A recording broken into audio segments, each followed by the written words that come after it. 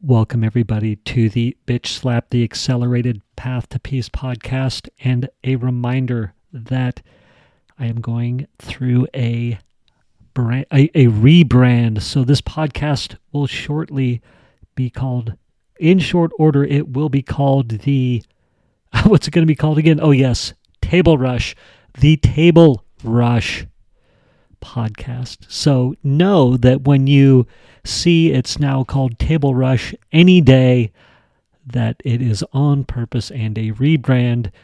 In the meantime, enjoy this episode and get ready for the big pitch of the SHURE MV88 mic first, and then I get down to the gory details of the purpose of the episode. Enjoy.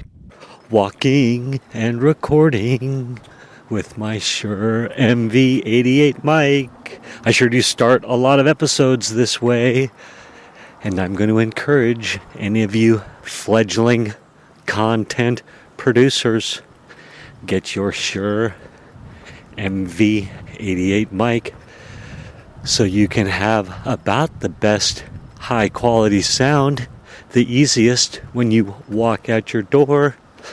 I keep seeing how a lot of fledgling content producers are like, it's so hard to find the time to do it. Well, if you get yourself the SHURE MV88 mic and are willing to record when you're driving or you're walking, or I don't know, when you have alone time, I will get off my soapbox. This episode, I'm going to talk about the rest of the story with, I was just editing up and putting the episodes on where I was talking about anger, that like subversive, covert anger that can be hiding within us, causing us issues in our lives. So I was going to talk the rest of the story about that, and specifically the rest of the story in regards to Waylon and the homework. Right? Like, that was hitting bottom for me with some of that remaining, anger, demand for respect, that kind of stuff, where the punishment didn't fit the crime. And I got tired of overreacting at my kids for seemingly, in hindsight, irrelevant stuff. And I had said, it was when Waylon I had told him, and I remember it clear as a day, I was having the conversation with him yet again. Waylon, I will not overreact. I will help you get your homework done. I won't fight with you. Like, there won't be tears. And one final time, it happened again. Dad, I just want a hug. And by the way, that was the second or third time that we had been through that scenario where he was like, just give me a hug. Like, stop yelling. Stop freaking out, effectively. Or like, I need a hug. I need some love here. And looking back on that, God bless him for being willing to ask for that. And also, God bless me for being willing in that moment to have that jolt me out of the angry dad mode in regards to homework, and to just be like, yeah, you know what? Okay, it's okay. I love you. It's okay. We don't have to fight anymore. That's really what it was, right? Thank God I can laugh about it now. Thank God I can laugh about it now. And him too. It's funny because I was telling him the story. So there's two parts of the rest of the story. First part of the rest of the story, and this is good, and it's really juicy. Hold on one second, I'm going to cross some traffic. All right, I survived. Wow. People were coming in hot. No quarter. So, I had moved this girlfriend in. We'd bought a house together, actually. And she thought I was wonderful. And I am wonderful. But at the time, she's like, oh, this man's wonderful, right? So I move her in. We buy this house. And then I start helping Waylon with his homework when we're having family time. And her 2 daughters are around. And she sees the dark side of the Mischa come out. And she's like, whoa. Like, whoa. And I remember that actually. That was that time, that look of like, she was like, I've never seen this side of you. Right? And usually it didn't come out. Bring up the homework or customer service phone calls if I had to call a call tree, call the bank or something. And I'm sure it came out other ways, towards employees who, I had a team at the time or somewhere around there. But anyway, you get what I'm saying.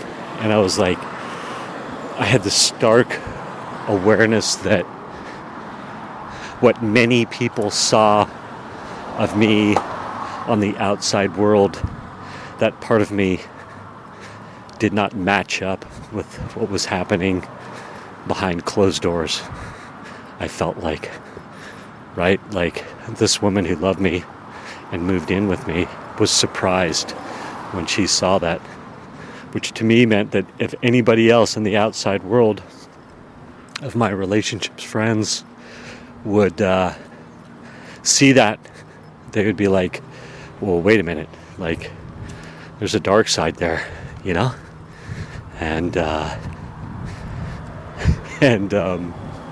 yeah, so I was telling the story to somebody today, and I finally, for whatever reason, had the vulnerability or the memory to be like, oh yeah, well, the rest of the story is this girl moved in with me, and she kind of was like, oh shit, right? Like, I've never seen the side of him. And anyway, I may sound a little bit melodramatic and all that, but that was the catalyst for Mischa wanting to change and like shed that part of me. And that was a part of me that gave me an edge at work, and I needed to let it go. And I was like, damn, if I lose that edge, that sort of aggressive edge, how am I going to find success?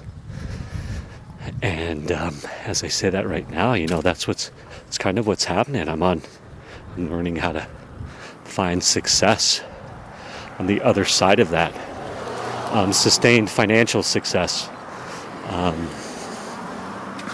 Again, it's a bit melodramatic, but I think you get what I'm saying.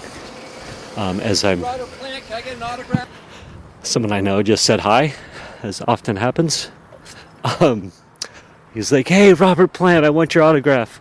Because my hair is in full Robert Plant mode right now. So yeah, I get to bring my new awareness and a different motivation into the business world as I'm creating business stuff. Okay. The second point was that I was talking to Waylon, and I was writing out an avatar.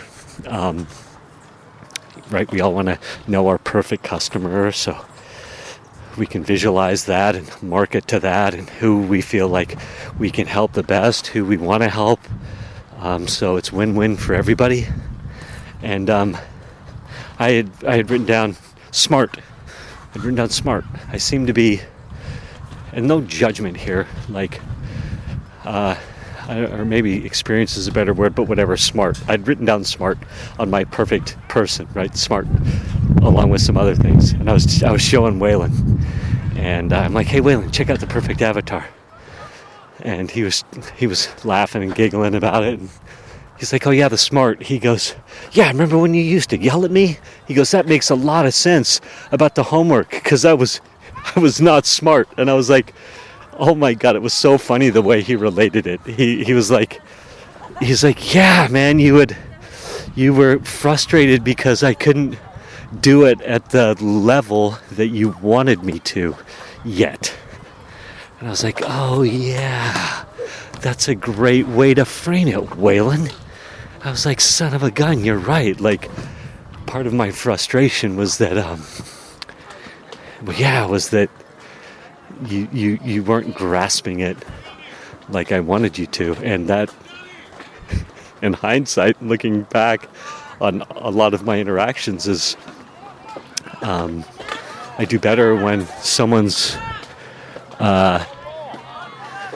more experienced. How's that? Or smart, whatever. I feel like I'm digging a deep, deep hole. May this episode never see the light of day. All right, that's the soccer families. Love to all. Oh, well, actually, let me wrap up. So I told you the rest of the story about my dark realization, the dark day when I realized, oh yeah, I need to change and have the outside world match up with the behind closed doors world. And then the bit about Waylon and the smart avatar. Anyway, I'm done. Hole is dug deep enough. Bye. Thank you for spending time with me today. As someone who is committed to growth and service to this world, I so appreciate your willingness to come with me, go within, and serve our world through change. If you found value in this podcast and you know someone who can use this message, share this episode with them. Share it so our mission can be achieved one episode at a time. And of course, subscribe so you can hear more. And lastly, for more resources on what has helped me on my journey and can help you on yours, go to belove.media/resources. That's BELOVE.media/resources. Thank you again for listening.